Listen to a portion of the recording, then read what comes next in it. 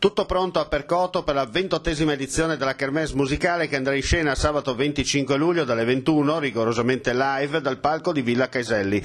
Percoto Canta è diventato negli anni un trampolino di lancio per giovani promesse della musica italiana. Il direttore artistico ed orchestra Nevio Lestuzzi. La novità importante è che quest'anno ci sarà sicuramente il bel tempo rispetto all'anno scorso.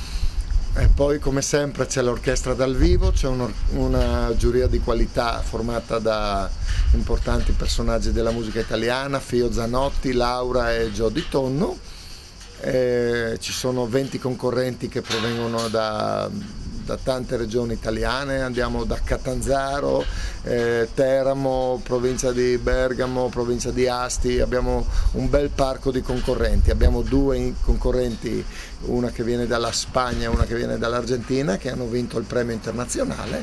Siamo convinti di poter fare una bella 28ª edizione. Ecco, possiamo dire che è un po' l'alternativa a Castrocaro, il Percoto Canta, gira e rigira.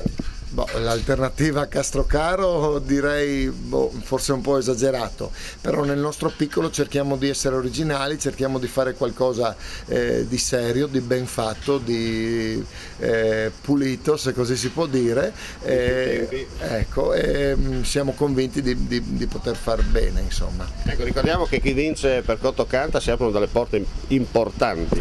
Allora, innanzitutto da qualche anno abbiamo cercato di cambiare anche l'offerta dei premi che possiamo dare. Infatti abbiamo delle borse di studio che penso sia una cosa importante. Il primo concorrente vince 1.000 euro, si aggiudica 1.000 euro, che poi non saranno 1.000 euro dati così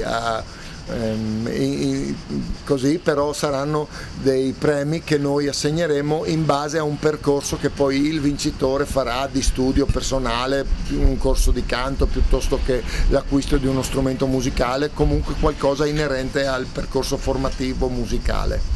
Allora non resta che dire fiato alle trombe,